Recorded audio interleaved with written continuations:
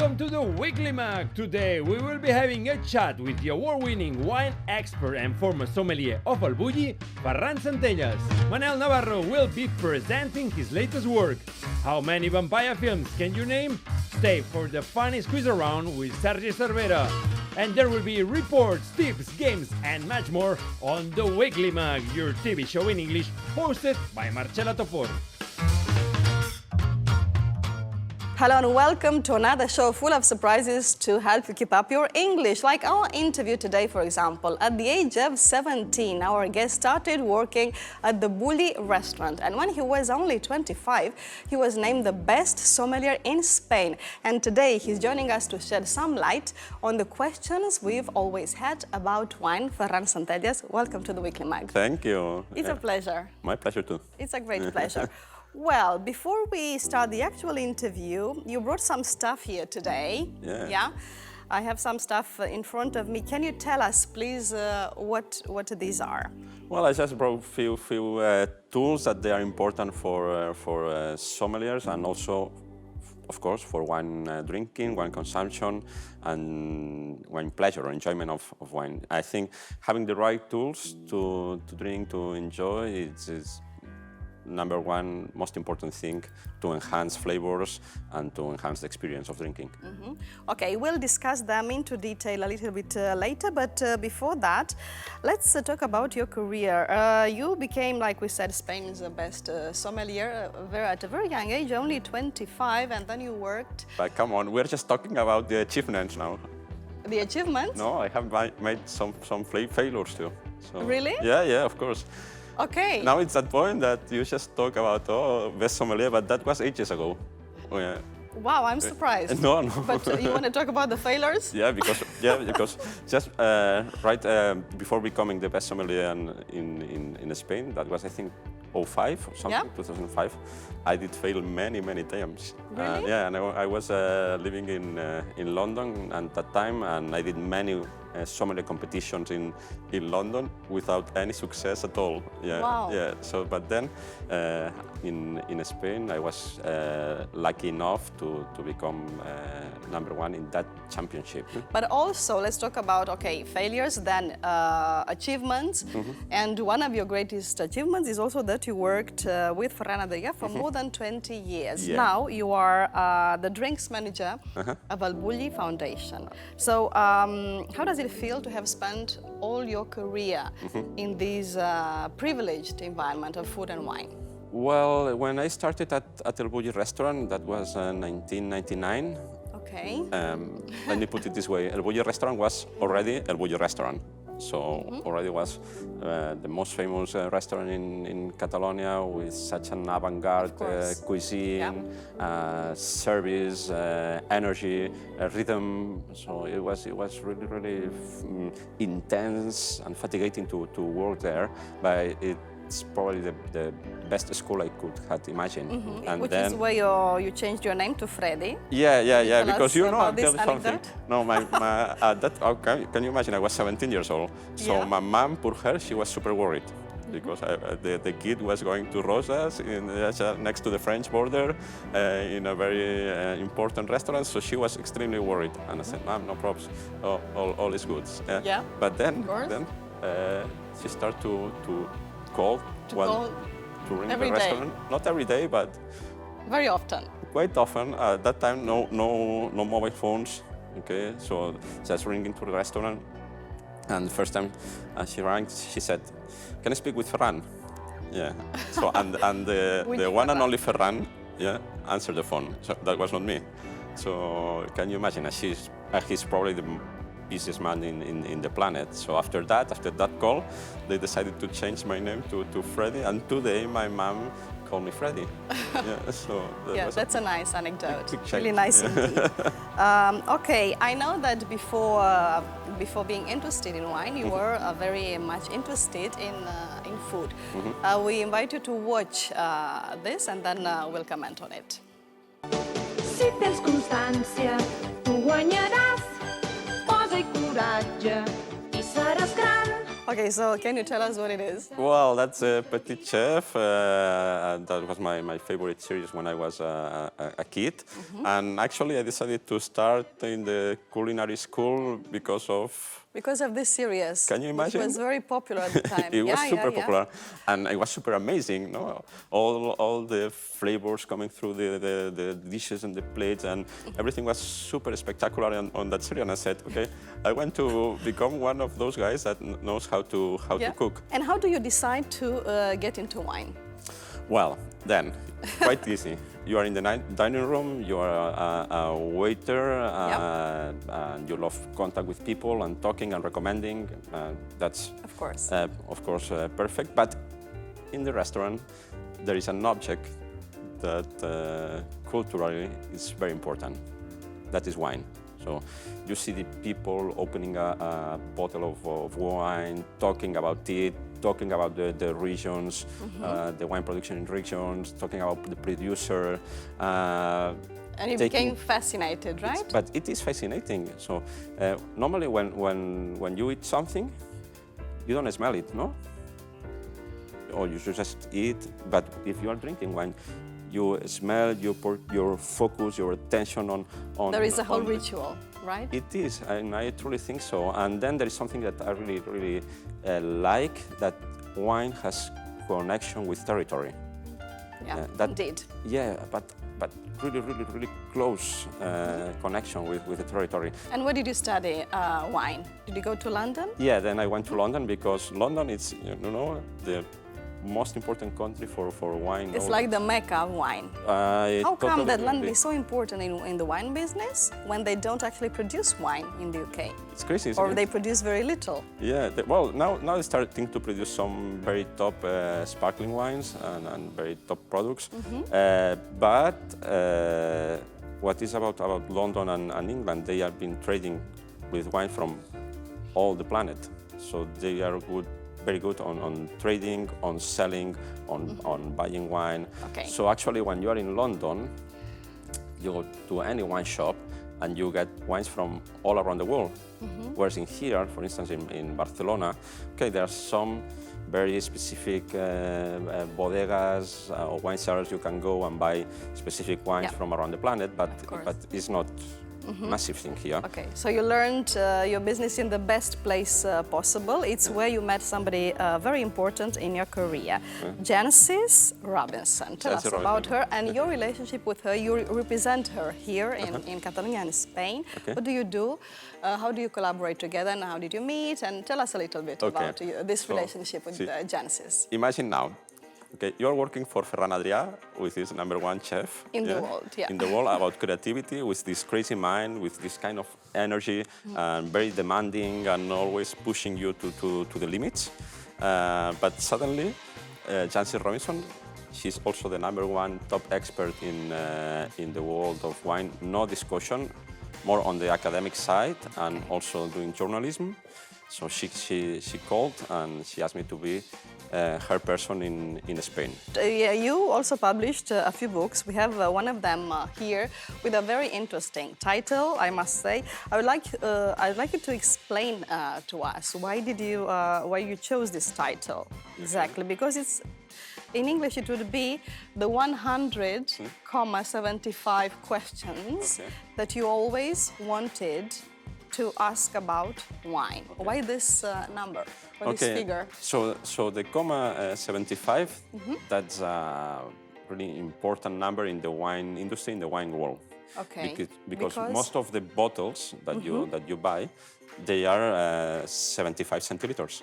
Okay. Well, actually, we have a bottle of wine here. It doesn't have any alcohol. Okay. Right, because of the time this afternoon, it's not in the evening, so we can't show any alcohol. Anyway, it's a bottle from here, from Torres, right? And it's and of course 75, like you said. Okay, but why is 75? Why not 1 liter? 75? 175? No, 75 is not the size for one person because okay, no, that's too much. Yeah, I can imagine. Drinking with moderation, it's super important. We really can't say enough the importance of responsible consumption when it comes to alcohol, right? Absolutely. So the answer is in the book. I don't know if I can tell. Of course, yeah. Okay. It's about measures and all measures, and actually British measures and trading. Right. Yeah. So. We also have another of your books here. We can show it to the camera. Tell us a little bit about it as well. Es que vino con este pato that could translate white wine with this duck. With this duck, okay. Yeah. And it talks about the science and the art and matching as an activity and matching as a selling tool. We've got. Okay, I would like to start a little bit because you brought here this this bottle. You have the glasses. Tell us what glasses are they, and what is this? When you should use it, and so on. Okay, so. Let yes. me put it this way. The glass, or the glasses, is the best investment you can do in order to enjoy wine. Yeah, so apart from the wine itself, right? I'm not sure. I would say I would say glass comes first, because actually if you drink wine in this kind of glass, you lose many of the aromatics. Yeah, the aromatics, they don't concentrate, so you can feel it. So even the best wine in this kind of glass, it reduces the expression. So buying a nice glass of wine, it's mandatory. For enjoyment. Okay, it's good to know. I didn't know that personally. Second in the row. Yeah. Starting from this here. One? No, this one? See, 13th row. Yeah, that's Jancy Robinson glass. Wow. Yeah, she produced. Actually, I can see JR. Jancy Robinson, and it's one single glass for all the styles of wine. All right, for reds, whites, and it's a beautiful everything. glass. Okay. And the other one, the first and second in the row, they are produced by Riedel, which is a top brand. The best brand and ever. It's totally the contrary philosophy, which is many different shapes and sizes for each grape variety. Excellent. All right. We have this bottle here. Like we said before, it doesn't have any alcohol. We'll leave it here, right? And in a moment, we'll ask you to show us this great ritual of wine. Excellent. Okay, and we'd like you, of course, to share some of the knowledge, all this great knowledge that you have about wine with us. So we prepared a questionnaire in the second part about the very basics that everyone should know about wine. But first, our English teacher, my Broderick, is going to introduce us to some English vocabulary about wine, of course, that can help.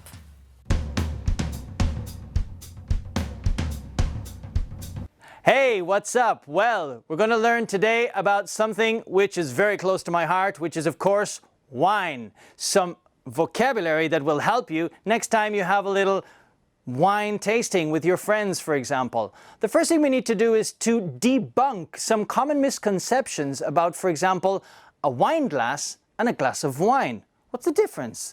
Well, a wine glass, of course, is the literal glass where you put the wine inside, and a glass of wine already has the wine inside of it. Then, of course, we have to pour the wine.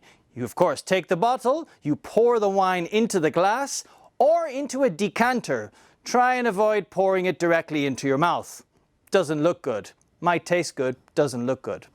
Then, of course, we have pairing the wines. To pair a good wine, you might use some cheese or some chocolate. A good red wine, for example, could go with a decent blue cheese. And together you have this kind of pairing that seems to complement the tastes of each one. Then, talking about taste, you have the aftertaste. After you've drank the wine and you've swallowed it, you have these kind of like complex flavors that might come through, like blueberry, raspberry, or indeed oak. Talking of oak, of course, we talk about wine that has been aged. If you pick up a bottle of wine, it might actually tell you how long it has been aged and in what format. It could have been aged in an oak barrel. And finally, do not drink wine if you want to quench your thirst. For that, just grab yourself a glass of nice cold water and quench your thirst. Cheers! Okay, well, now we know some new words about wine. It's time to put them to good use. So, Ferran, like we said before, you brought here a few objects. We would like to discuss them with you. And first of all, I would like to invite you to open this bottle of wine, a non-alcohol wine, of course. Show us how to open it, how to taste it, and so on, the whole ritual. Excellent. I will pass them. I will pass to you whatever you need, starting with the bottle. Excellent. And what else do you need from the here? decanter, yeah, from now. Okay. Yeah. So here we've got a bottle and decanter, and of course all these kind of corkscrews. This is the one we love, the waiters, because it's so easy to use. The worm, it's also very easy, never breaks the cork, so that's something that it's very easy with two steps. Okay. Yeah, but corkscrews are, well, they have many different styles and times. I just This wrote, one is very interesting. It's beautiful and it's heavy. Yeah. Ooh. Yes, indeed. Yeah, and it comes from La Rioja, from a wine museum called Vivanco, and they have the largest collection that I have seen about corkscrews. All the characters are represented in corkscrews, all the shapes and sizes and colors. It's a great collection. But look. Okay. Oh gosh. Yeah, you don't need a corkscrew here, No, right? so I don't know what I brought all this stuff. Yeah. So today we'll talk about corks, because our reporter Umberto went to the Cork Museum in Palafrugell, and he did a really nice report there. There is a big industry here in Catalonia. And very good, very large industry and quality-oriented industry. So exactly. even in Burgundy and Bordeaux and all these premium Napa Valley, all these premium wine regions, most of the wines, they use Catalan corks. Wow, that's amazing. Yeah. It's a great detail. Okay, so shall we open this non-alcohol bottle of wine, Ferran, and tell us, why doesn't it have a cork? I mean, is this the trend nowadays? It's very easy to open, right? Screw cap. It's very popular in the New World wines. Okay. Yeah, so shall we see this ritual? You need a glass, right? I will take a glass, but just opening the wine. Okay. Okay. So shall I pass you one of Janice's Okay, you glasses? choose. Yeah. Okay. Yeah. Excellent. Please. They are super delicate, huh? Yeah, very light. Oh, come on! No, very light. The texture. It's amazing. Really crystalline. It's very different. Yeah. It's very different from other glasses. Yeah, no bad wine in here, never. Okay, so like this, the wine doesn't breathe. There is not opportunity for the oxygen to go into the wine. That's why when you put it in the we can serve a glass or just decant it. There are many beautiful decanters out into the market, and decanting a wine is also a way of loving wine. So you take care of the wine, you decant it, and it's So this is a non-alcohol wine. It's always important to remind, to stress this idea of the responsible consumption of alcohol. What do you think of non-alcohol wines? Well, actually, non-alcoholic wines, they were quite bad 20 years ago, but today, thanks to technology, there are ways of taking out the alcohol into the wine and keeping on the flavors. So I would say that similar wine or beer. So today, non-alcoholic beer and non-alcoholic wine, they are quite good and nice in quality. So they actually they vacuum out the alcohol. They vacuum. Okay, if you extract the alcohol, you extract the flavors, but the technology and the machinery they've got, they can put back the aromas inside. Excellent. So today you can trust those kind of products. So once you have the wine here, you let it breathe a little bit? Now, yes. Yes? Now the wine it breathes and it starts to release all the flavors. Okay. Yeah? And then you just go serve a glass.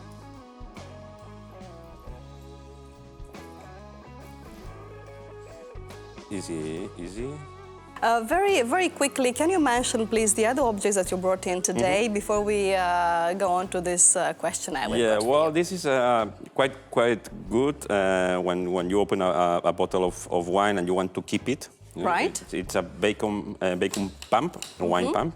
Okay. So it just do like this, and you take all the oxygen and all the air out. Okay. So When you don't have a decanter, right? Yeah. Normally, when you open a normal wine that you don't want to decant it, and it's super easy to use, not expensive at all, and like this you can keep the wine for 2 weeks or 3 weeks. Okay. Otherwise, the wine just goes down in 1 or 2 or 3 days.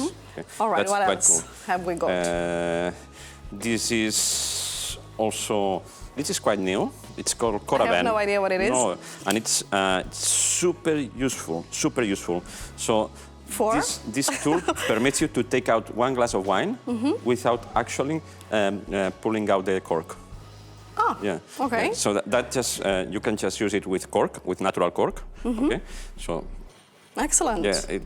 I had no idea that this exists. Well, we don't have a bottle with cork, but actually it takes out a portion of wine and it puts in argon. Wow, interesting. Argon is a gas, an inert gas, and it helps just to keep the wine in perfect condition. Excellent. It's not super cheap, but it's cool. I use it very much, so I have many wine injected with. It's a tool for professionals like yourself. Super professional, Okay. but super wine lovers tool. Okay, and the last Yeah. object? Well, you have. This is also a kind of cork that it's also ready, and it helps to Right. keep the wine for quite a long Interesting. time. Yeah, it has some metal combination that helps to keep the wine in good conditions. Yeah. And we're finished, right? Yeah, Okay. yeah. So because I'm really curious about what you're going to say about to these questions. I'm very curious how you're going to answer these questions. This is a short question I will prepare for you, and we start with the question number 1. gosh. When you go to a supermarket or a wine shop, how do you choose a good wine? Quickly, Okay. if you don't have a lot of time and you don't know a lot about wine. Okay, Marcella. Honestly speaking, if you go to a wine shop, Okay. talk to the person there. Okay, Yeah, but easy. no. It's not easy because sometimes me as a sommelier we need to do recommendations. Okay, and if you don't get a correct interaction with your customer, it's very difficult. But when you get a customer, okay, that says, I like this style of wine, or this is a brand I love drinking, or I'm looking for this price range. Yeah. Sometimes price is a bit of a taboo, but if it helps. See, so Talking it's to not the just person.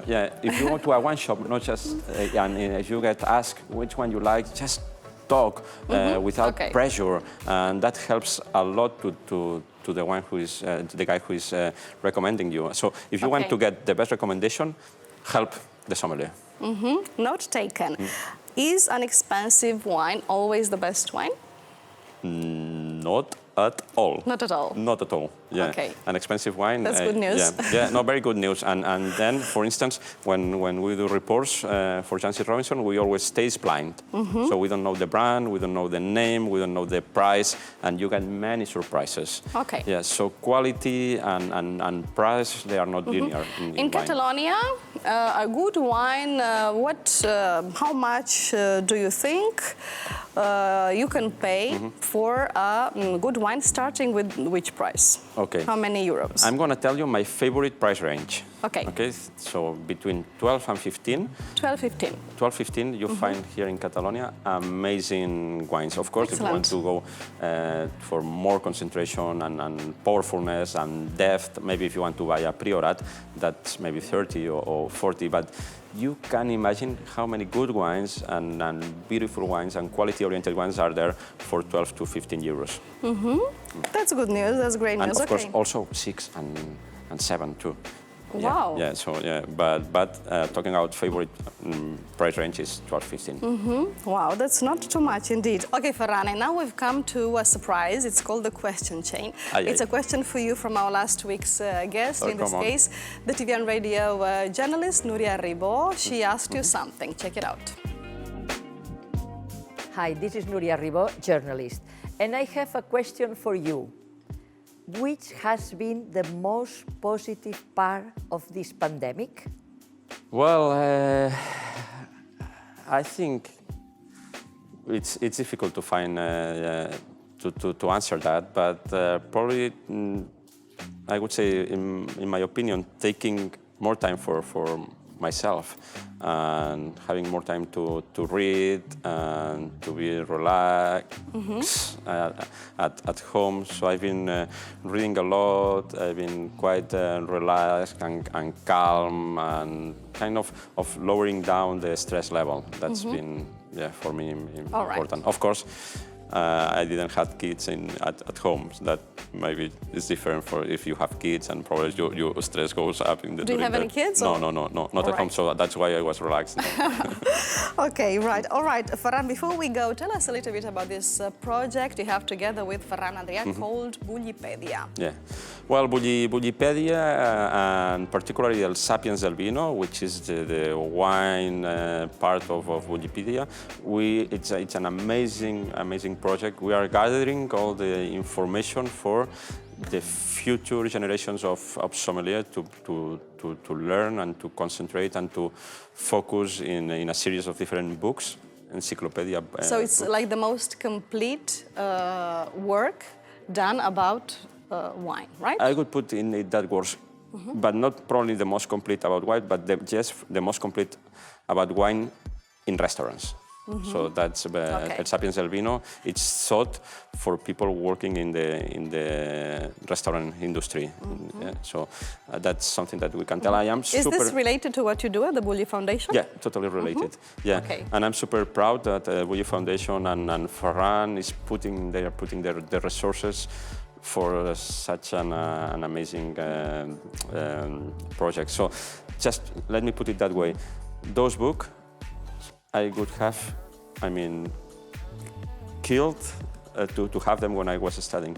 Wow. Yeah. So I think it's a great conclusion for today's interview. It's a great phrase, a great quote. Thank you, Ferran, so much for coming today.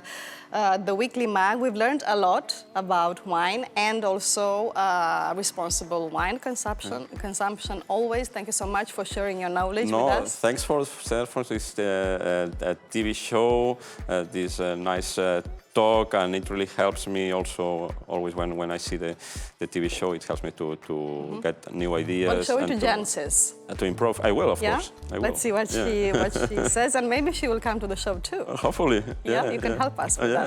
Of course. Okay, thank you so much, Ferran. You're very welcome. Thank you. Okay, and now Marius is about to kick off Words and Facts by taking us into outer space using some press headlines. And we'll be with him right away just after today's recommendations from la Xarxa de Bibliotecas Municipales of the Diputació de Barcelona. Two historical recommendations, actually. Our librarian Salvador Faura is going to introduce us to a novel based on a real character from the Soviet Union, while Miquel López from Televisió de Badalona is back with one of Charles Dickens's first social novels to be turned into a film.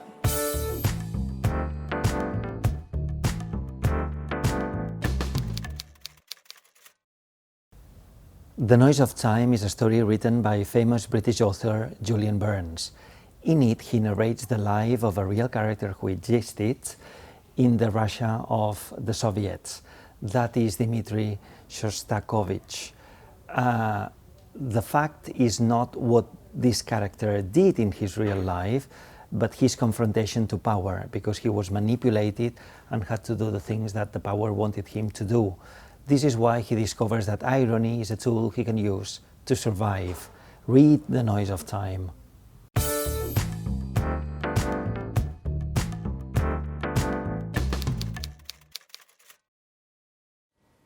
When you think of an orphan, what name comes to your mind? That's it, Oliver Twist.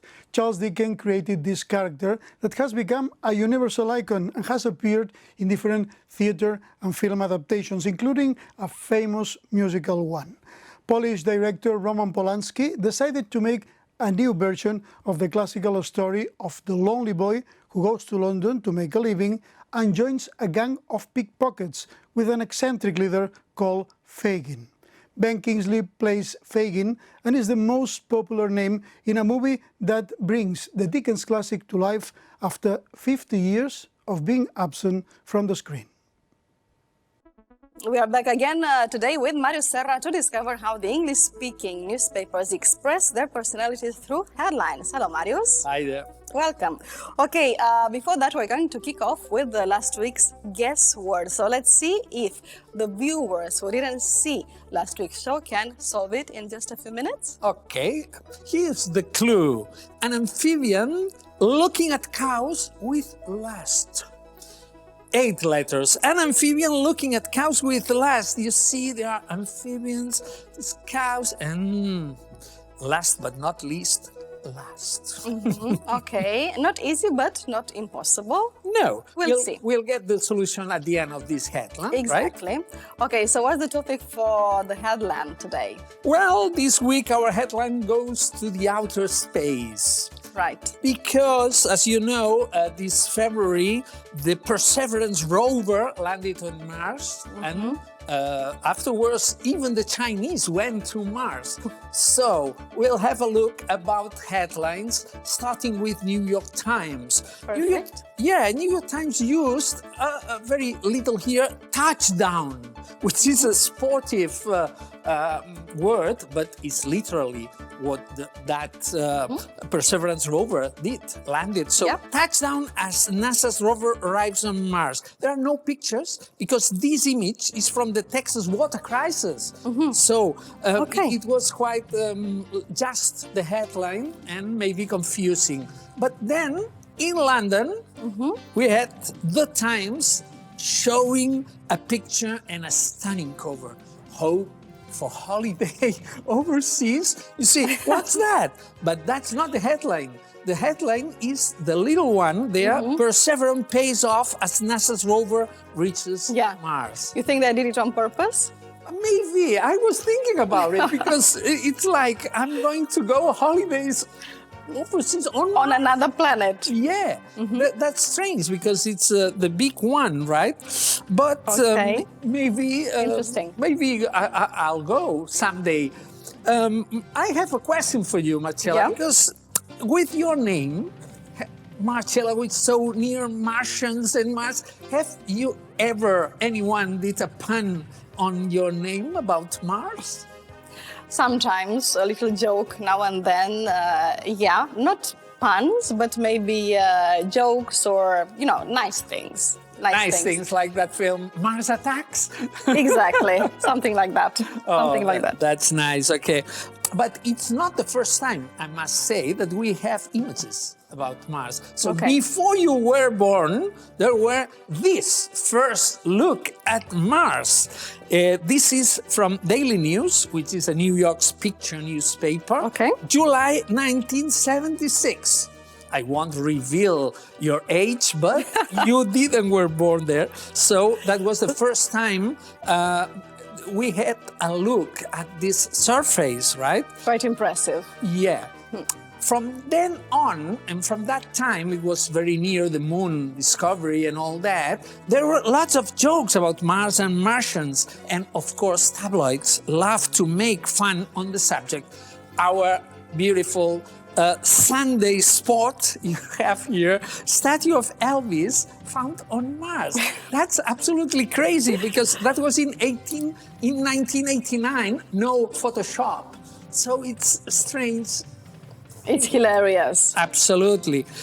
In fact, they proclaimed that a Russian space probe called Phobos, says here, had detected a statue of Elvis Presley in a formation of Martian rocks. Right. But let's have a look at the most important information about space exploration. Okay. Serious one. Man on the moon. Well, that's Daily Mirror. And look at that. The time, 9:18 p.m., July the 20th, A.D. for Anno Domino, 1969. That means very solemnity. Yes. A historical moment, right? Even with hours, minutes, and the day and all. Right. And the title plays with the name of a song by R.E.M., right? That's it. The Man on the Moon. The Man on so the Moon. They do that a lot in the UK. Absolutely. With the headlines. Absolutely. And look at that. After a big headline, they had Man has landed on the moon, a new era in history began. London Herald, this one. Again, first man on the moon with variations. But look at that detail. Latest special, 4 a.m. edition. 4 a.m. I don't know how to say if it's early in the morning or late at night, but they are working for us, Yeah. the press boys, right? Yes, indeed. And the subtitle, One Small Step for Man, One Giant Leap for Mankind. Exactly. The legendary quote from Neil Armstrong. That's it. But it was a surprise for me to find that he set a leap on the second one, not just twice step, small step for man, one giant leap, right? I didn't. That's literally. That's literally, because a leap is a big step. I mean, Exactly. it means. Maybe not to repeat Yeah, I think so. step twice. But look at the importance of step at The Guardian. The next one, they say 3:56 a.m., so early in the morning. Yeah. Man steps on the moon. That's the main idea. We have maybe watched, but now we are stepping on it. So conquering or something like that. And it says more moon color on center and back pages, because at that time, newspapers and color weren't very friendly. They were black and white all the time. So it was very important to have color. In 69. Yeah, 1969. Next one is Philadelphia Inquirer, and it's in color. And you have, Evening Standard, sorry. Evening Standard in color, the first footstep again, right? And next one is the Philadelphia Inquirer. Man walks on moon. Look at the syntax, right? Man walks on moon. That's the headline. It's clear. And it's clear. Again, it's the small step for man, giant leap. But look at this little variation from the New York Times. The next one has this men walk on moon, not man walks on moon, as we can see in Philadelphia. But the next one, New York Times? in plural. Men, and walk on moon. And I thought, but there was only one man stepping. Yeah. The other one weren't walking at all. But I don't know why, but they say important things. Look at the subtitles. Astronauts land on plane. This is important now in Mars again. Collect flags and plant flag. Right. The flag, the American flag over there. Have you ever heard the theory, Mars, that this was fake news and that nobody really walked? Exactly. I think we all heard about it. It's an interesting theory, but of course, I don't believe it's true. There are other theories like that, right? Like the king of rock and roll, Elvis Presley. They say he's not dead. No, he's on Mars. He's on Mars, right? Etc., etc. What do you think about that? Well, I think that's conspiranoia, more or less. But sometimes there are doubts. Yeah. But some sort of press uses them in a hilarious way. You can see this tabloid here. Moon landing was a hoax. Yeah. That's the idea. That's a weekly world news. That's a very strong statement. Oh, absolutely, and on a big headline. This is a Canadian press in 1991, and it says more than that. It says, NASA, we never went. NASA, We humans, right? Humanity. No, we, but the humanity. But NASA made a $30 billion movie to fool the world. But I think It was a very good movie. yeah, but very expensive. But then look at the second news there is lady executive fired for being too sexy. Looking at those sort of news, you can't rely on them. Right? Exactly. They are not serious. All those news put together, you can't really believe what they say, right? Yeah, absolutely. So we end with our weekly magistral quotation by our beloved Mark Twain. Today, everyone is a moon and has a dark side which he never shows to anybody. Interesting. A poetic ending. And now it's time for our weekly word puzzle, the guess word. I hope some of our new viewers had time to crack it. Yeah, I think it was quite easy, but it depends on if you Easy, knew that easy. word. I think I've seen easier ones than of this course. one. Yes, but if you knew the word, maybe you could get it. It was an amphibian looking at cows with lust, and the answer is bullfrog. Right? Well, those big species of frogs with a booming croak, right? But of course, they are amphibians, and if they've got a bull, and you can imagine a cow, and in springtime, I can't say anything else, and everybody can understand it. Of course, bullfrog, that was clear enough. Like you said, if you know the word, the word previously, if you know that this animal exists. Okay, but I think today's word is easier than this one, right? Even shorter, because shorter and easier. We like that. Yeah, we'll go back to our beloved four-letter words. Okay. But these are very nice words. They are relatively easy. A boxing place for a jewel. 4 letters. Okay. A boxing place for a jewel. 4 letters. Okay, there you have it. I think it is easier indeed, right? No bullfrogs. Exactly, no bullfrogs. I think I know it, but I won't say. Don't say anything. next week. It is easy though, easier anyway. Okay, and with that, we'll continue Words and Facts with our reporter Umberto Gonzalez and Matthew Tree. Mario, thank you so much. See you next time. Okay, bye. And now you may remember our last week's guest contestant in our quiz. Mara Ambrosie, born in Romania, she speaks 7 languages, she teaches English and runs a weekly pub quiz in her spare time. She's been living in Catalonia for 9 years and she'll be our guide throughout the Can Soleil and Ca Larnus Park, Badalona's main green space. Hi, I'm Mara Ambrosie and I'm introducing you to my favorite place in Badalona. It's a park called Can Soleil y Ca Larnus. I am originally from Romania and since 2012 I've been here in Barcelona, and since 2018 soc Badalonina, but from the posh part, eh? And I think this park is like a hidden gem.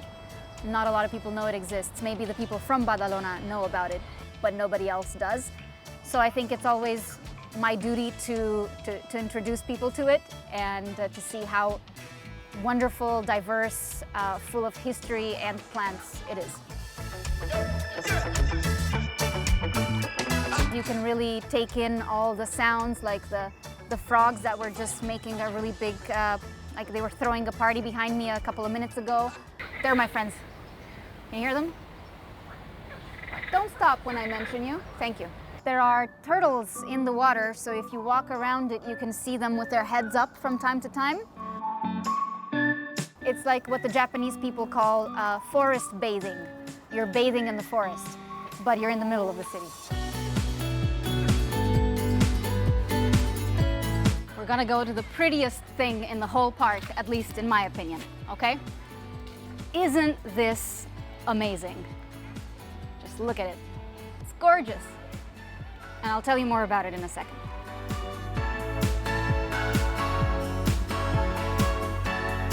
This was built in 1893, and it used to be in Barcelona in front of a place called El Teatre Líric, but then it was torn down. And the person who owned this whole area decided to bring it here and to install it here. So in 1901, it arrived here in Badalona, and then you can kind of see that at least the day and the month and the year are still mentioned there when it stopped working for that aspect. So it says Saturday, the 27th of October, 1910. And I think that's kind of cool that it just stopped there.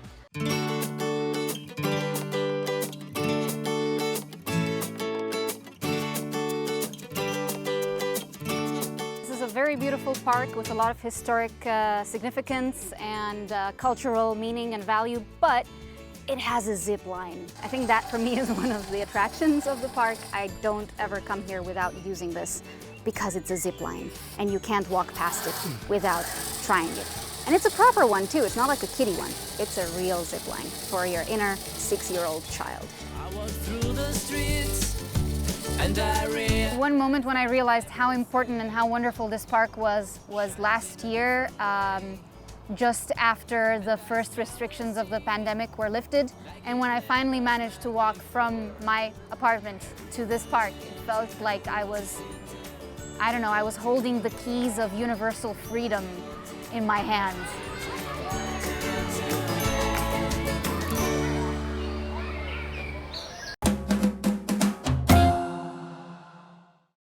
All right, Matthew Tree and Humberto Gonzalez, welcome back. Thank you. Thanks very much. Okay, Humberto, you went to somewhere in the Baix Empordà, right? What did you do there? Yes, oh my God, I actually discovered one of the Catalan industries that has not changed since millennia.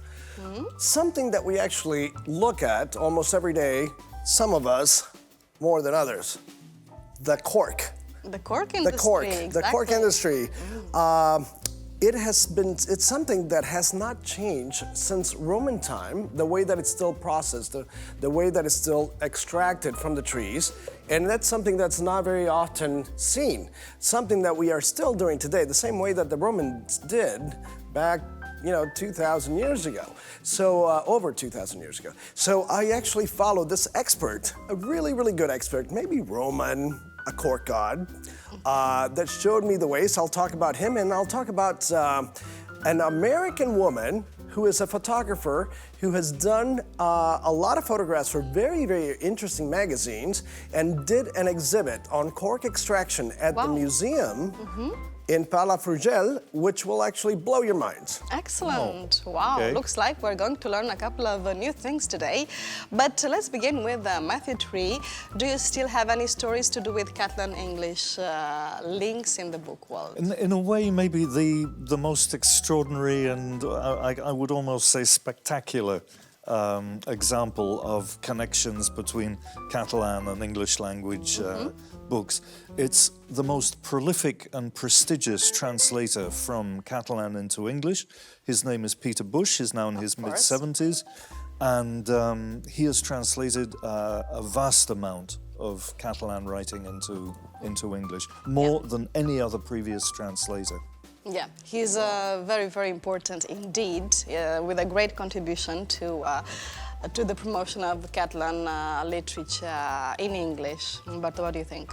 I'm not surprised. I was expecting you to say that it was going to be Catalan translations or something like that. I'm really excited to see what else we hear about Peter.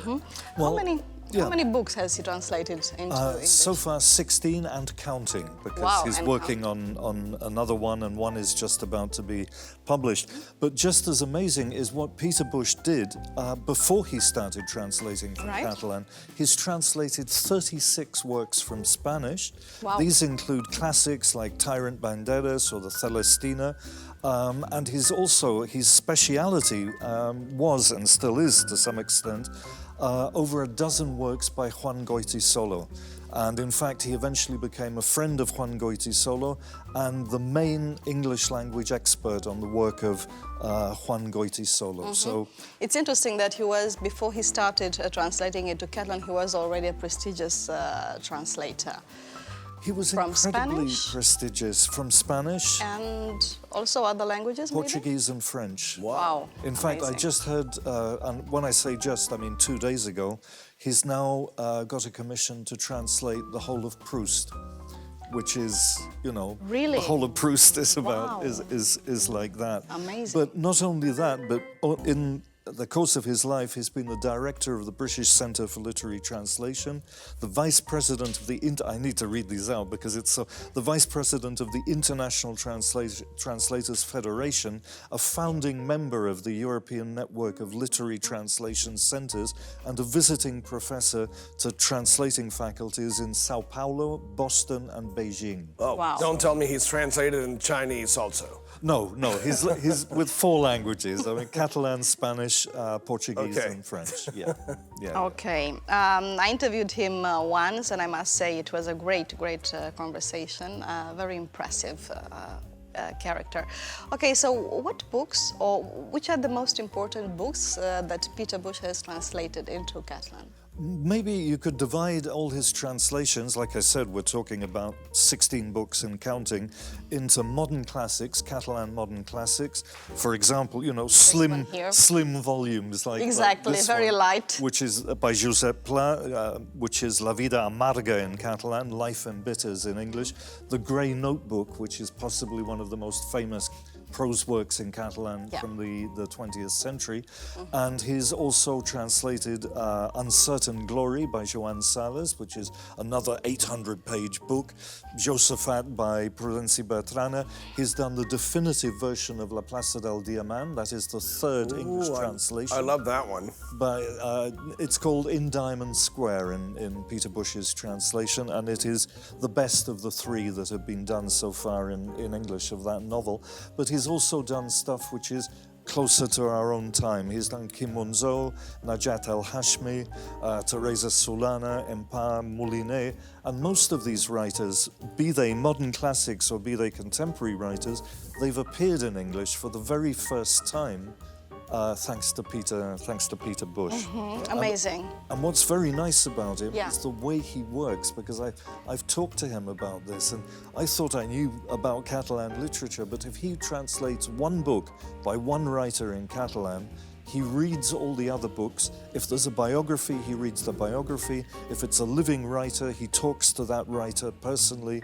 I mean, he is really quite extraordinary in that sense. Yeah, he looks into the very detail, right? Yeah, because he wants to get an idea of all the attitude of the writer, the other works of that writer, and so forth. So he must have won some Catalan awards for his translating these books, right? For sure. 5 and counting. Yeah, Five and counting.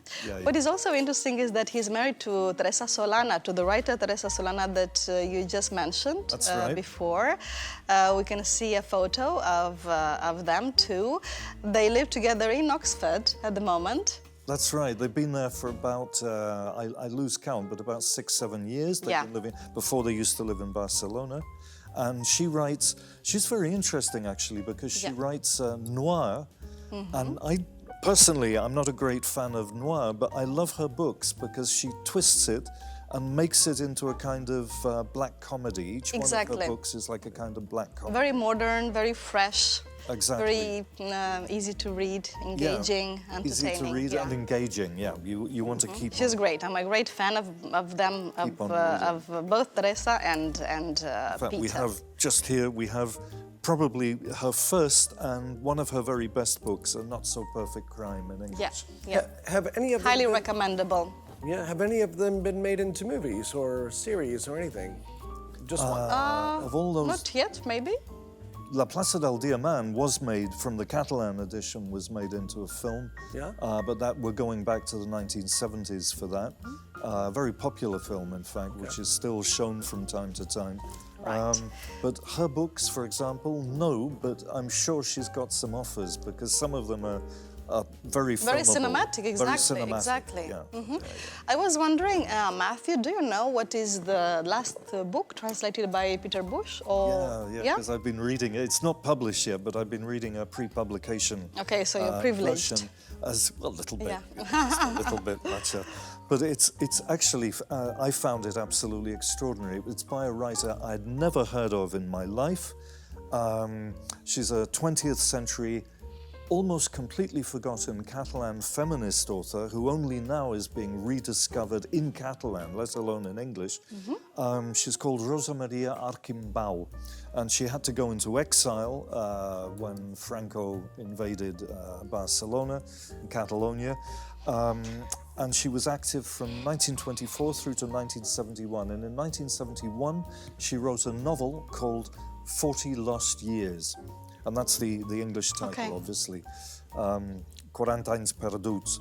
And it's about the pre-war, wartime exile and post-war period in Catalonia. Wow. But it's written in really lively terms, and it tells you, if you don't know anything about modern Catalonia, all you have to do is read this book, because it gives you all the names of the historical figures, but it's seen from the point of view of people who are working class or lower middle class, and it's absolutely fascinating. And guess who's publishing it?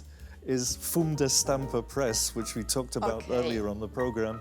They're completely indefatigable. It's coming out in about, I think, about a month or two. It'll be. They are doing great work from d'Estampa. A lot of great work lately. Yeah. Okay. Well, hats off to Peter Bush, and also to Matthew Tree for telling us all about him. Okay, and now I'm sure you all know the singer-songwriter Manel Navarro. Since he represented Spain in the Eurovision Song Contest, many things have happened, and now he's back.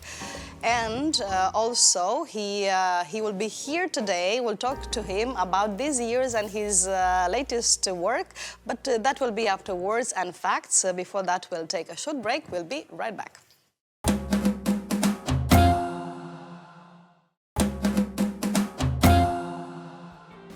Welcome back, and now it's Umberto's turn. Umberto, we want to know all about your visit to the countryside in Baix Empordà. I enjoyed this so much more than I thought I would. I learned so much because of its history, and your guys are going to be really, really surprised at how much you're going to find out that you didn't know before. Really? Yeah. Okay. Shall we watch a short glimpse of it? Yes, let's watch the one with the harvester. All of us have seen a cork. We open up that bottle of wine, and let's face it, knowing where the cork comes from is the last thing on our mind. Corks have seen us sad, happy, and celebrating, and angry. Well, it's about time we see our friend, the cork.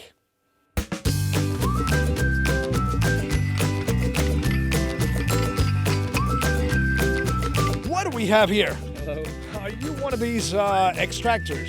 Yes, I am. Yeah. Can you actually show me how this technique is done? Yes. Please? Yes, sure. Okay. Right, let's go to it. Let's find a tree. Let's go. The season is about to begin, so I think it's a bit too early to really try to cut the tree already, but I can show you how we do it. No? Okay. For this one is nice, and this one has been already harvested for maybe 8 years ago. Is there a certain way that you have to hit the tree first? And how do you avoid to actually hurt this beauty over here? This is the first peel. You don't use it for a wine cork, for example. This one, in 4 more years, when you collect it again, then it's the quality to go to the industry. You start sort of doing horizontal. Yeah. This movement like this, all the way around the tree. And then this cut, which is like this, all the way. And then with the burja in Catalan, you do this movement in order to separate the shell from the tree.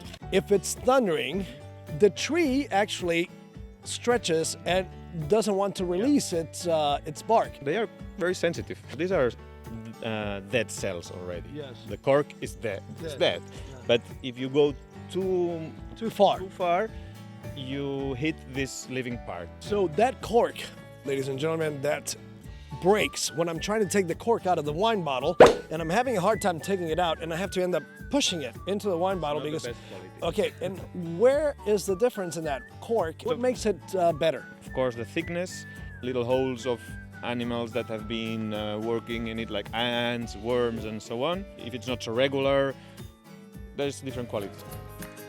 There's these agglomerate corks, which is the rest of the worst part of the harvest. They smash it and they glue it with some product, and this is the cheapest one. It's not a real virgin piece of cork. Now, if you can hold the axe for me. Oh my God, I cannot wait to do this.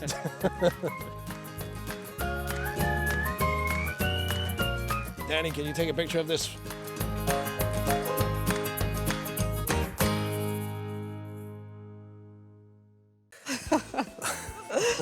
That's a very nice picture, Umberto. Yes.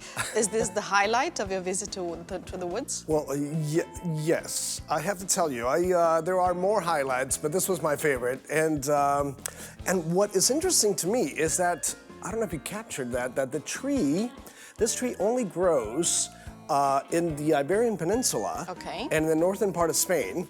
So in America, they've tried to plant this tree, but this tree doesn't grow outside of the Iberian Peninsula or the northern part of Spain. And it's really interesting that the tree, for example, like when he was telling me about the thunder, when it's thundering and lightning, the tree will actually get the cork to contract so that it tightens around the tree and protects it from the lightning bolt. That tree is really, really, really smart. That tree evolved so that that cork actually protects it from fire as well, because cork is actually fireproof. So it's nature is wise. Nature is amazing. And how about that axe? That axe was amazing too. Anyway, let's talk about your next stop in this cork tour. Okay, so the next stop was actually at the museum. And museum in Palafrugell, right? Yes, so Al Museo del Suro, it's actually the only museum to cork in Catalonia. It's the only one that we have here, and it's in Palafrugell. I spoke to this woman named Angela, and she actually answered a lot of my interesting questions that I had. For example, do you always wonder how that cork gets into that bottle? Because when you pull that cork out and you try to push it back in, it's not easy. So sometimes it's impossible. Exactly, and you have to shave it off. Well, cover is completely impossible. Yeah. So I will cover. They do it? Yes, I will cover that as well with her questions. Excellent. And cover more axes. Yeah. So more axes. Okay, let's have a look. Do we have? Yeah, let's have a look. We are now at the museum, ladies and gentlemen, after being in that forest with that extractor. Oh my God, Danny, it's like Guardians of the Galaxy in Cork. Hello.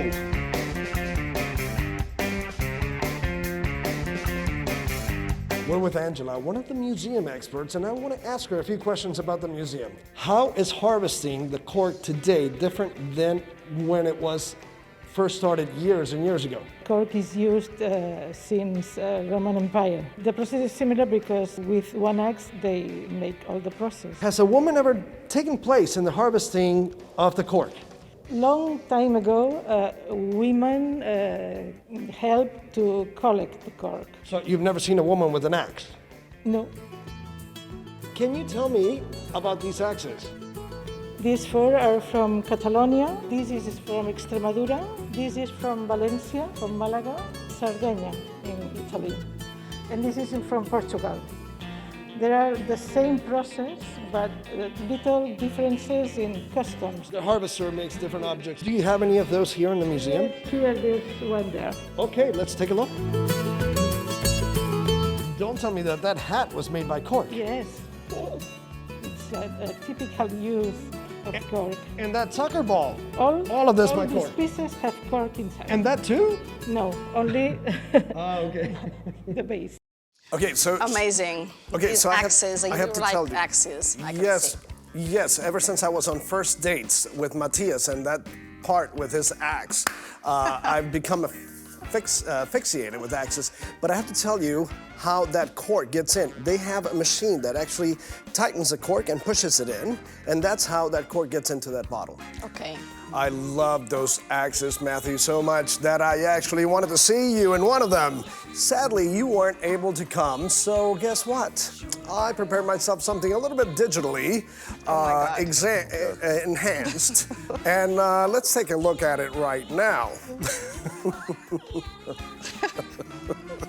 Brilliant. Yes, I mean, Fantastic. actually, I think it's you. Well, Matthew, I'm impressed with your new look. I tried to get one of Marcella. No, please, Umberto. But I couldn't find a good enough body for you, Marcella. That Have was not mercy. good. No, thank you. Anyway, let's change the subject. Let's move on from axes to this American photographer you said that you met. Yes. Actually, she was very impressive because she captured everything that they do in this cork extraction into her photographs. But what I didn't know is that she's done this for National Geographic, Newsweek, the New York Times. She's been all around the world and has had a lot of actual extra experience that you're going to see right now.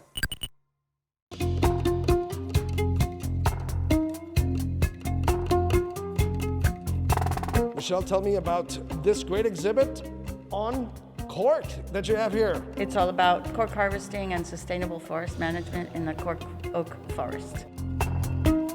Take me to a photograph that hits you the most. Okay, let's go. This is in the Alta Empordà in Darnius, and I don't know, I just love the light, the loneliness of the job, but then it's not lonely. There's a lot of compañerismo among them. What about a second one? Give me another one. That way. Oh, wait, Michelle. Come back here. Michelle, let's talk about this one. This one with the axe in the back, right behind the butt, ladies and gentlemen. I asked about that. I said, why do you put that there? And he says, well, when we're not using it, it's actually one of the safest places to put it. It's very impressive, this one. It's probably one of my favorites. These guys are helping to put those slabs or planks that have been piled up near the road up on the truck. Before the trees, right after they've been harvested, for a few hours or maybe a day or two, they have a very special color because they're like naked.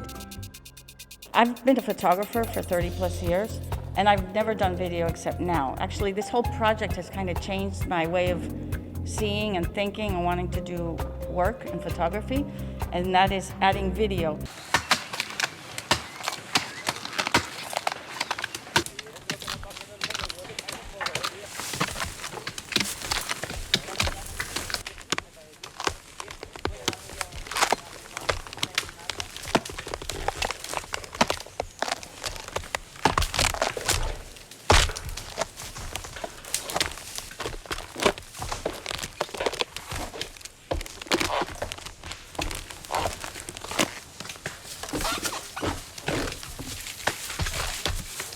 The history of the cork, ladies and gentlemen, never did I imagine that it would be so intriguing, especially with that extractor. And Michelle was amazing with her photographs at the museum. You have found something of a new niche here, and we are not going to put a cork on it. That was kind of corny. It was a fantastic video. It makes you feel it makes you want to visit the exhibit and wander through these woods. I strongly suggest that everyone visit this exhibit and this museum. You would learn so much. For example, it takes about 10 years for that cork to grow back. Again, right? Yeah, I was wondering about that. Well, normally it takes 10 years in Andalusia because they have a big cork harvesting there, but in Catalonia, for some reason, it takes 14 years, a little bit longer. Okay, well, that's been a very educational report. Umberto, thank you so much. It's been great. We learned so much today. It's a pleasure, exactly as always. Thank you, Umberto. Thank you, Matthew. You're welcome. But we still have a lot to talk about today, including the TV series recommendations with Tony de la Torre, who's already waiting. That will be after an exceptional musical interview. And now, as you know, we've got a special guest artist today. I'm sure you all know him. Check out this video. ¿Qué tal? Dicen que te han visto por ahí, dando tumbos por todo Madrid. Yo ya no comprendo, te he visto sonriendo al fin. ¿Qué tal? Me pregunto si has visto París con algún tipo de por aquí. Yo ya no lo entiendo, te sigo sintiendo al fin. This is ¿Qué tal? With Manel Navarro, accompanied by Miki Núñez. This is one of the songs of Manel Navarro's latest EPs called Cicatriz. Scar in English. Manel Navarro, welcome to the Weekly Mag. Thanks. It's a great pleasure to have you here with us today. Same for me. Okay, ¿qué tal? The name of this song, ¿qué tal? In English, how are you? How are you? All right, is a great question to start the interview. So how are you? I'm great. Very, very happy to be here. It's been a long time ago since I don't make an interview in English, so I'm a bit nervous, but I'm really, really happy to be here. It's great to have you here. I know that you are going through a very good moment in your career. Tell us why. I think I find myself in this new EP. I'm really making the music that I like now, because years ago I was like a movie character. They dress me up with things I don't like, and I sing things that I don't like. But now I think I find myself. I find my music. I'm very comfortable singing this song and show it to the people. So now I'm in a good moment, in a good mood, as I say, and I'm really happy. Yeah. Okay, Manel, so you came back with a lot of force, a lot of energy, and a new look. Like you said, short hair, lots of black and pink. I can see your nails. Show us your nails, really cool. Yeah, your rings, what else? Tattoos? Tattoos. Are these new too, or? The butterfly is the newest one. But I have, I think I have 12. And the letters are in Russian, right? In Ukrainian. Oh, okay. It means music in Ukrainian. I made it when I was the entry of Spain in the Eurovision. Yeah, that's cool. I wanted to have it in my skin because I think it's one of the most beautiful experiences I ever lived. So I wanted to have it in my skin forever. So that's the reason why I did it. Okay, cool. Let's see, you sometimes call yourself Mr. Ballad. Mr. Ballad, yeah. Because obviously you like ballads. I love ballads, yeah. You're very good at singing, performing ballads. But lately, especially in this song with Mickey Núñez, you changed a little bit the rhythm. They are a little bit more optimistic, with more rhythm happy. And happier, yeah. right? Yeah, that is just because Mickey is a kind of person that always brings light and in a good mood, right? Really funny. He's always in a good mood, and we thought that it was the best person to be in the EP and to be in this song, no? Right. Let's go back to your EP, Cicatriz Scar. In English, you said that it is based on two very dark and sad years in your life. Can you explain us? Yeah. Can you tell us why? Well, there are three reasons about it. One of them is my dog died. Really? Yeah. Oh. And was something so bad and so sad. I broke up the most important relationship I ever had with a girl, and it was really painful for me. And also the thing that I was a 20 years old child, I moved on to Madrid to live there just for the Eurovision stuff and everything. And the people that brings me the opportunity to go to Eurovision, the people that always says, I will be by your side, I never let you down. These people suddenly disappeared. And I saw myself in Madrid. I will not say lost, because I wasn't lost. But you feel abandoned, right? Yeah. But I was a little bit alone, and I was 2 years without dropping music, and I think this was the worst thing of these 2 years, because not being able to make music, to drop music, because I still making music all my life, also in these 2 years, but they didn't let me drop the music, so I was 2 years a bit disappeared after Eurovision. And that's the main reason. When you say they didn't let you drop music, what do you mean? The main reason is that they didn't let me release music, and that was the worst thing of these 2 years. Yeah. How did you manage to get over everything? After how it went at Eurovision, it wasn't for you like, it was a bit of a sad day or a sad experience. How do you remember it, and how did you manage to get over it?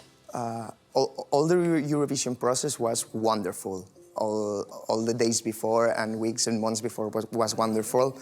But I remember the days after the show that it was a really bit hard.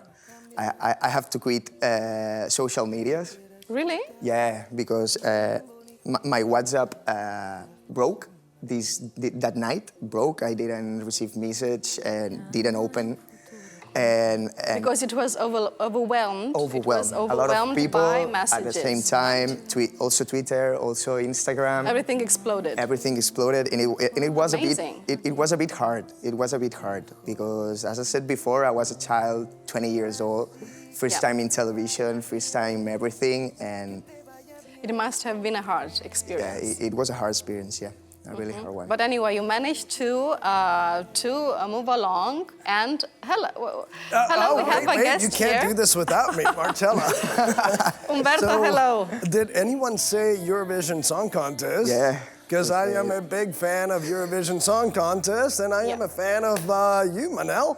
Thanks. And I wanted to tell you that I thought you did a great performance as well. And I have a few juicy questions for you today. We can't wait. Yes. So my first one is, what goes on backstage, Manel? Can you tell me what goes on backstage at Eurovision?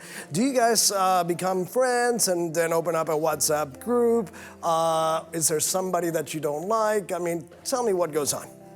I don't know about other years, but in my year, we became a little family. Yes. We had a really good relationship, and I remember being there and listening to all the countries' rehearsal. And I have a really good memories, talking with all the entries and everything. I remember finishing the Eurovision Song Contest, and we all went to took a drink, and it was really fun. It was really fun. And was there a specific country or a specific person that you became more friends with? I think Nathan Trent, the Switzerland entry. I think he's one of my best friends in the Eurovision Song Contest. Yeah, I think. That's very interesting. That's very good. Was there anybody that people disliked? Tell us. No, I don't think so. I had a good relations with everyone. It's true that there was some entries that was a bit weird, but not the people, the performances. Yes. But everyone in the backstage was a really good person. And what was your favorite song aside from yours from that Eurovision year, 2017? Amar pelos dois. Okay. Amar pelos dois, Salvador Sobral. I love the song. Have you watched Eurovision this year? Yeah, I watched. Yeah? Did you like it? Yeah, I like it a lot. The winner? Yeah, I like the winner. And the Spanish singer? Yeah, I like Blas. I met him like 7 years ago. I know him so good. And he did it really well. He did it really well. Yeah, I think so too.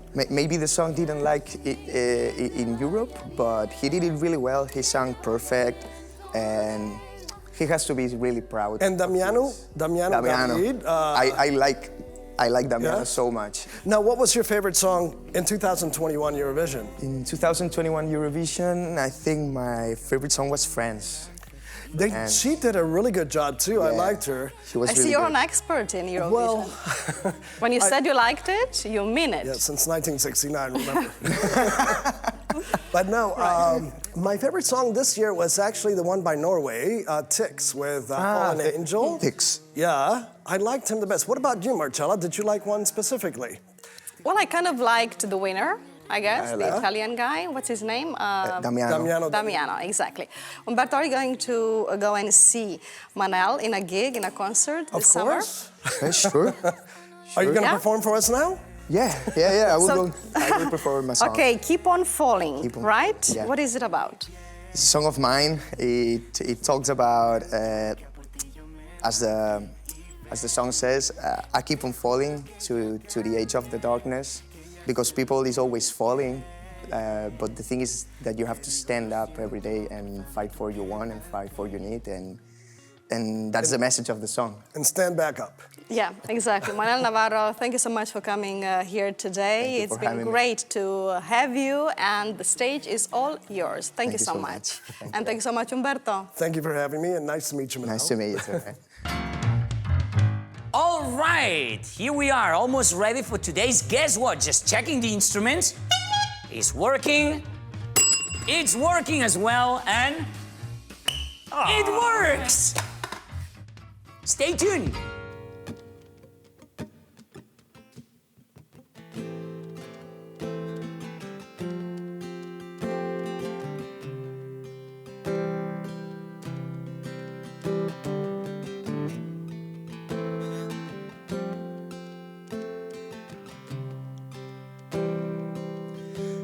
was totally lost, but then I was found. And now all the pain has faded somehow, but I keep on like this just to see where you are. But I keep on like this just to see where you are. But I keep on falling to the edge of a darkness. All I need is a spark that shows me the way. And all the pain that I've been through can be totally faded. All I need is to lay down my head into your heart.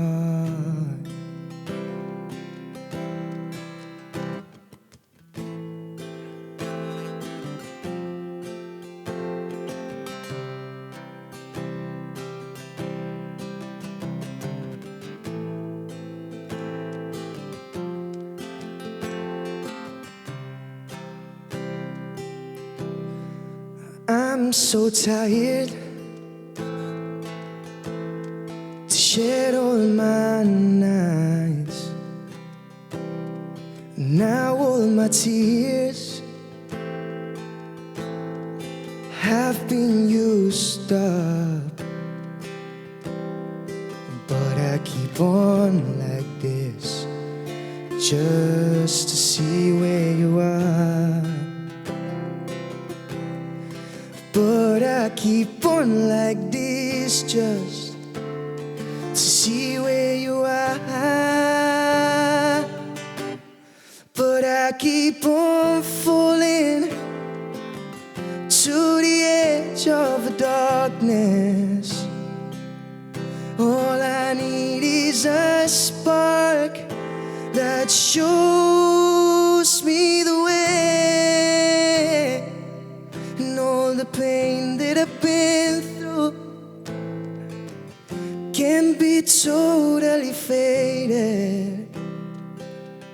All I need is to lay down my head into your heart. All I need is to lay down my head into your heart.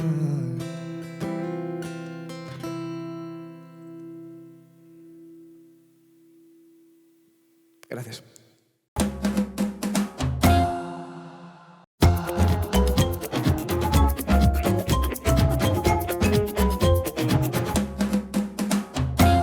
Well, thanks Manel Navarro for this fantastic piece, and now we've reached that part of the show where our TV series fans get what they've been waiting for, the weekly series recommendations with Tony de la Torre. Hello Tony, welcome back. Hi, how are you?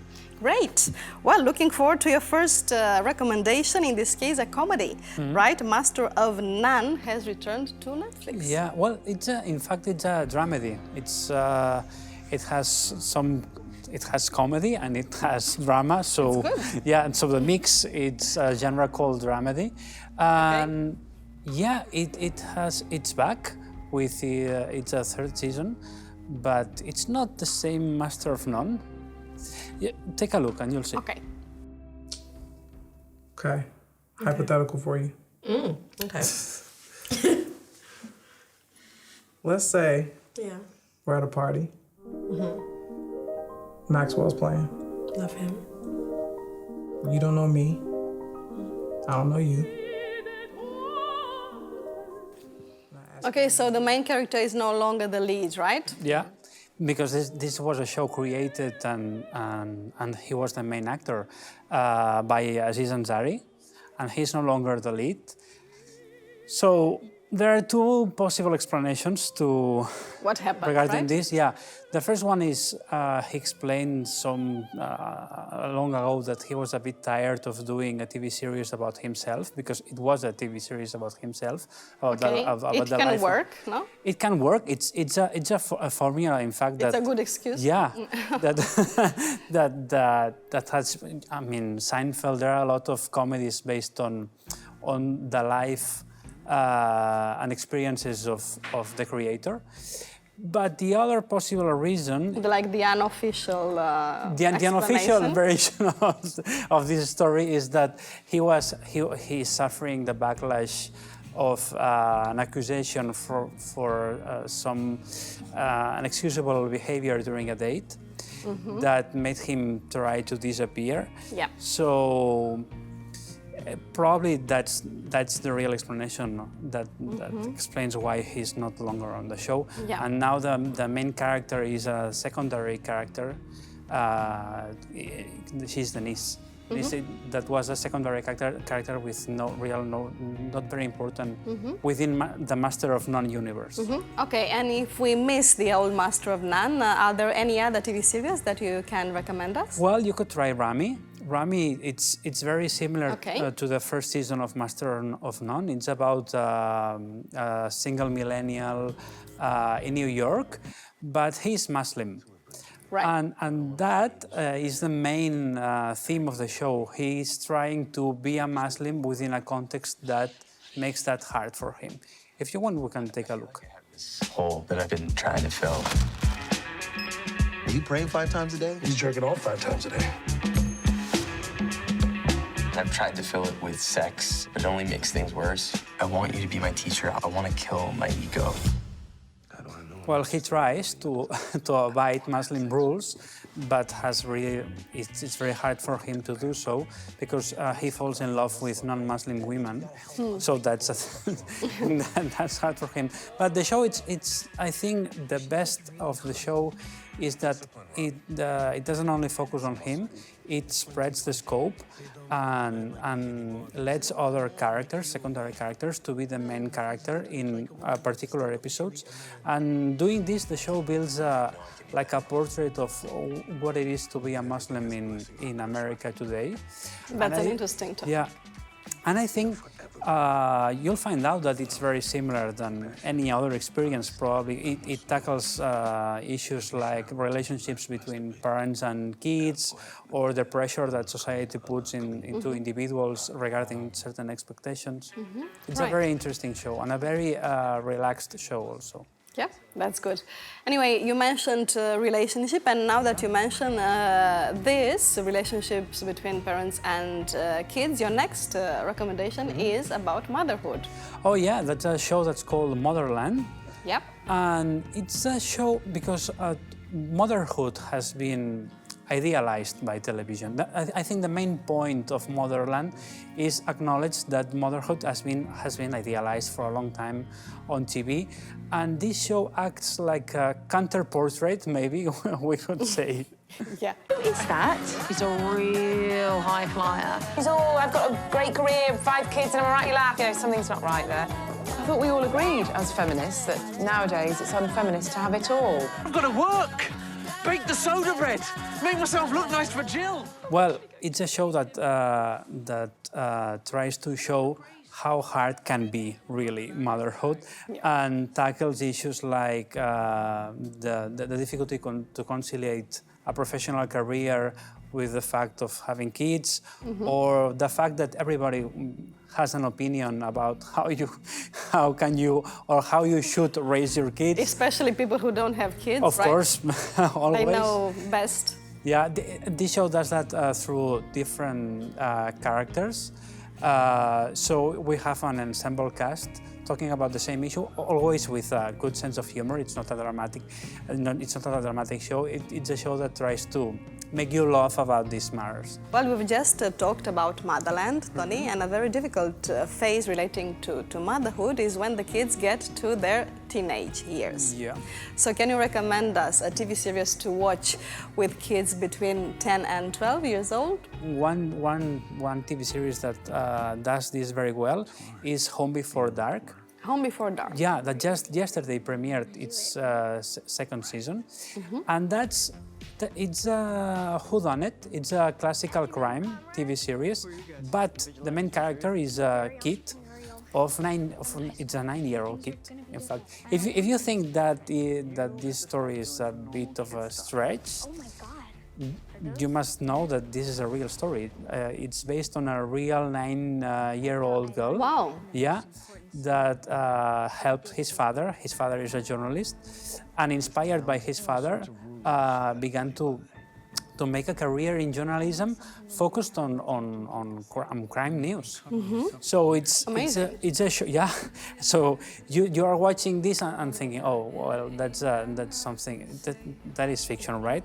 But no, it's based on reality. Based on true facts. Yeah, and true facts. All right, we'll have a look at it definitely. Okay, now Tony, as usual, at the end, you tend to recommend us a series that we shouldn't watch. Yeah, this time I've chosen the third season of Genius. The first season is focused on Einstein, and the second one is focused on Picasso. And it wasn't great, but the third season, it's really awful. Let's hope so. Anyway, I have the feeling we won't be running out of good TV series to watch with Tony de la Torre. Tony, thank you so much, and I'll see you next week. It's great, perfect.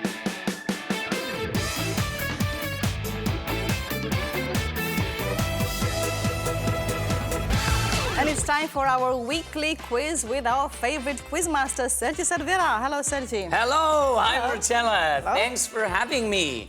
Welcome to Guess What? The quiz that tests what you know about what people know. And I know what you are thinking about what I am thinking about what you are thinking.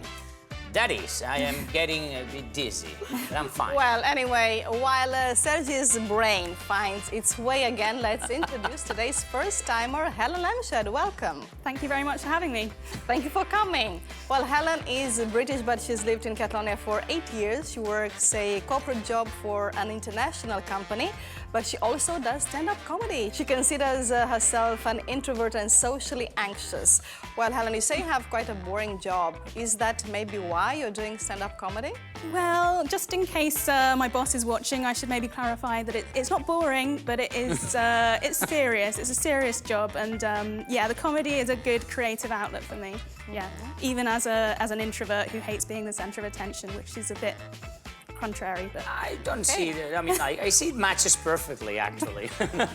Well, Helen will be surrounded by this season's staff contestant from Ohio, Dr. Matthew Murtha. No mercy. The guy with no mercy. And also a contestant who's back with us after quite a while, my beloved friend Killian Cooper, a graphic designer from Ireland. Nice to see you back here, man. Great to be back. I see the bias, right?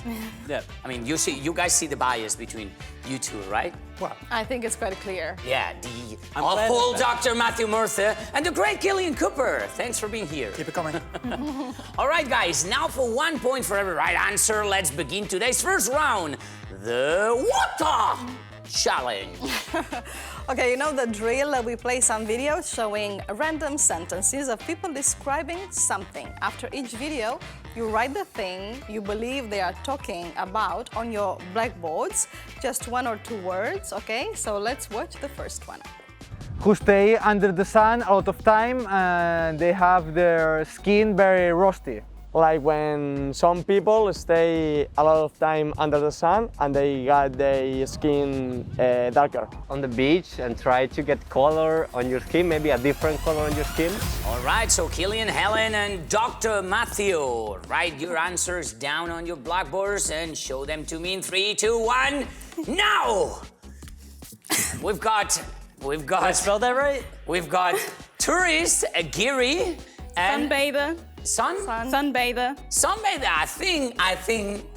I think that we can give someone 1 point. Actually, the solution is suntan. We could consider Helen as the... Yes, she was close. Yeah, close enough, right? Okay, close enough. Okay, so Helen got the point. Well done. Beginner's luck. Exactly. Okay. That's the last time. Yeah, you better be focused on writing the right answer, sir.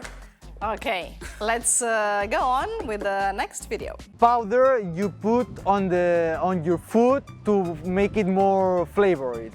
Put some spice or like curry or salt or vinegar in some food, so you make it tastier. And what? I don't understand what we're supposed to. No, don't show it yet. Keep it for you. What? You have to write something. Spice or that you put on your food. Just any type of spice I put on my food. He mentioned some of them. Well, as an example. Maybe it's a general word. A general word. A general word to describe. I mean, don't be specific, please, Matthew. All right. Don't be specific what you put on top of your food. So 3, 2, 1, and show your blackbirds. Salsa, seasoning, and flavor. And Helen is correct. She's getting there. I thought you were supposed to be well seasoned at this. Oh. There you go, man. Well deserved. Okay, job well and done. a pun. What are you, a comedian? You get deducted points for puns. You found somebody, yeah, I like her. I like her. Keep on beating him. Yeah, we're enjoying that part. All right. All right, let's get to the third video, all right? Here we go. A small person who lives in the forest. The typical monster, green monster, small green guy that it's like so violent. Green, they are small, they have pointy ears. What can it be? Anyway, it's for you to guess. And while I'm talking, you are writing, right? So show your blackbirds in. Come on, doctor. 3, 2, 1, show them to me. Okay. Yeah, Helen. Hogger and Gollum. Yeah. Right, well, before celebrate, you have to make sure that the answer is correct. Wait, I'll change my Let's see. answer. Okay, so the correct answer was goblin. Such a pity, guys. All right, let's move on and let's go to the fourth video. Country music, a little piece of instrument you play in country music. It's like a guitar, but smaller and more like softer. It has a soft sound, yeah. Soft sound like a guitar, but smaller. What can it be? It's for you to today. I mean, our beloved doctor is struggling today. You should know that one at least. Get ready. I've listened to a lot of country music. That's why I was mentioning that. 2, 1, show it to me. Our banjo and banjo. You are the American one of the team. What the heck? My grandpappy used to play the mouth harp all the time. Okay, and both Helen and Killian are correct. The correct answer is banjo. Such a pity, they both got it right. Banjo. Well done, you Anyway, two. let's go to the last video. Yes. A group of people making music. Okay, a lot of people singing at the same time, at the same tone, a same song. And they are making music with their voice. Okay, that's a gift for you. We make it easier for you, Matthew. I mean, we missed you, so yeah, I'm a you need little time rusty. to catch up. Rusty. Exactly. Sorry. Okay, let's see. Get ready and show the blackboards. Choir, choir, and choir. Well done. Excellent. The correct answer is choir, so everybody got 1 point. Yeah. Yes. Excellent. Matthew's back on track. Let's see if someone is in the lead. And let's check the score. But the score is 2 points for Killian, 4 points for Helen, and 1 point for Matthew, right, Sergi? yes, absolutely, Marcella. What would I do without you? Well, no problem. Okay, this is exciting. All right, guys, let's continue. Nothing like the speed challenge. 10 questions for 2 points, and each one can really make a difference. Yes, indeed, we are going to need your special instruments to answer. So while you prepare them, let's watch the following language tip.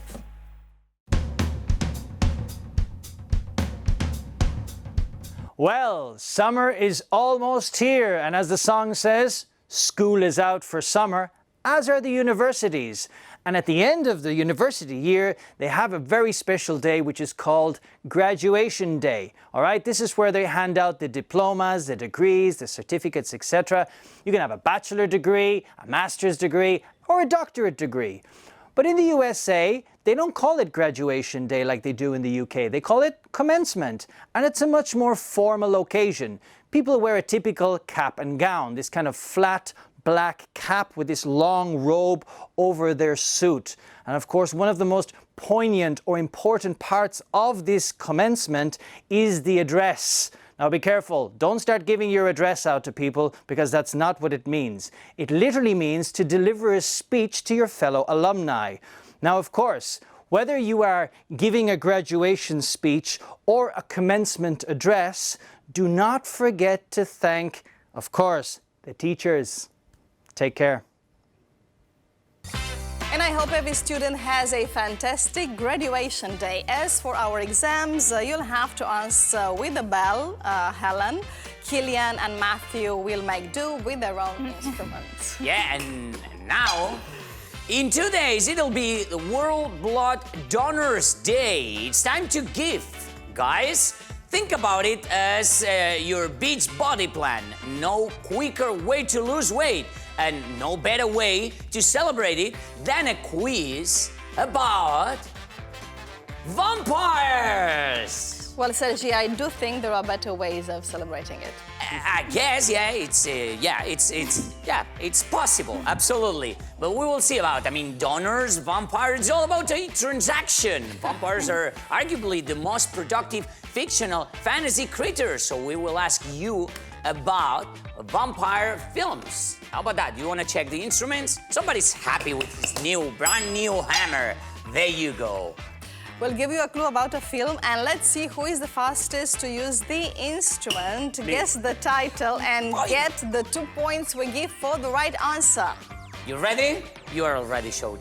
Okay, so 3, 2, 1, here we go. Okay, a werewolf vampire film that started a profitable series with Kate Beckinsale. Matthew, you have to answer. Twilight. I wanted to say Twilight, and it's not Twilight. It is not Twilight. It's not indeed, yes? Killian. Underworld? Exactly. Point goes to Killian. Excellent. Well done. Okay, just a friendly reminder. You make the sound with your instrument, and then you deliver an answer. Oh, okay. You got it, okay? I thought it was just No, it's not playing with the instrument. All right. You have to deliver an answer. Okay, here we go.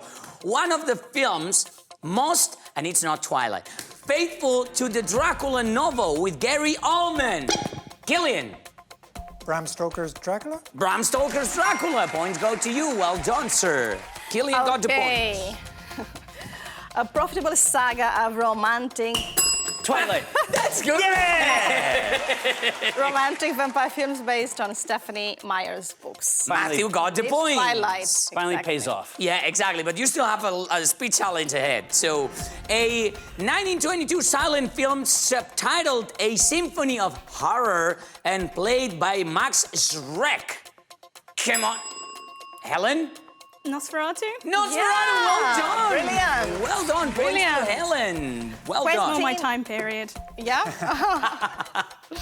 Okay, so Quentin Tarantino and George Clooney shooting down vampires in a Mexican strip club. Before sunset. Before sunrise. There is not After before sunrise. sunset, before sunrise. You're getting there, but then... So? No. 3, 2, 1. Time's up! So it's called From Dusk Till Dawn. From And dusk what till is that? dawn. That's before That's sunrise. That's a film. Right, It's right. a romantic saga, what you were mentioning. Doesn't count.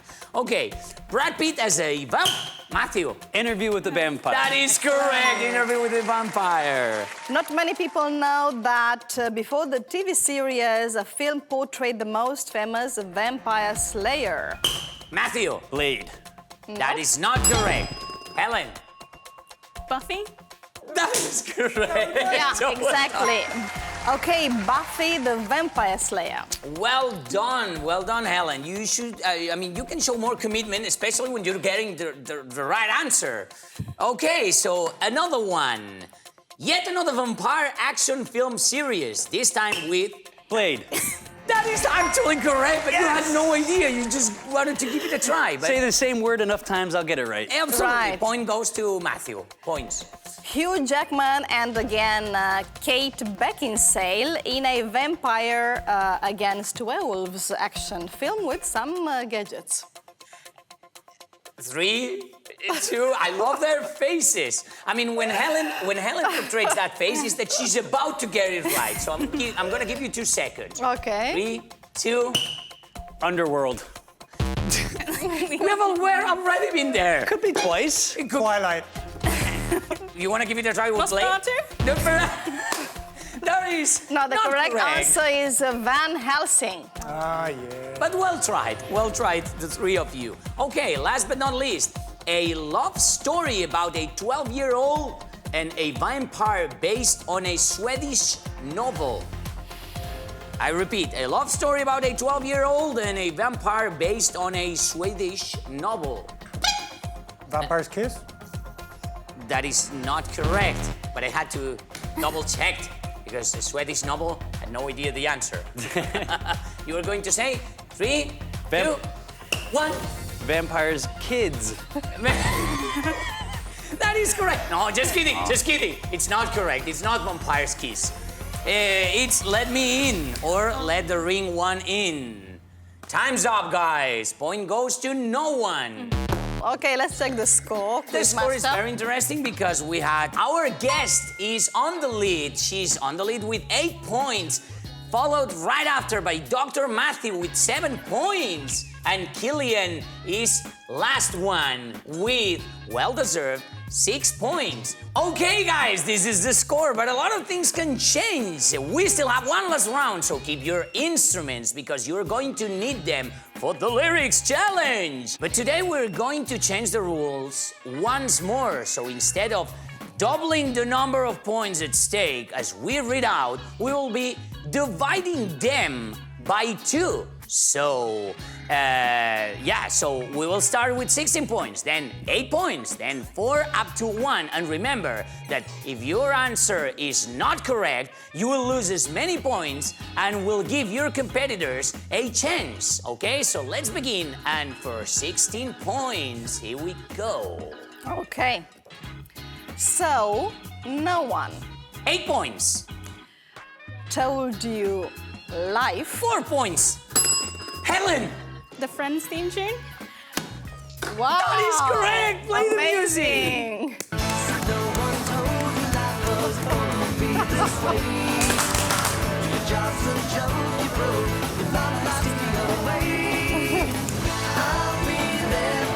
Oh, I know the name of the band. The Friends.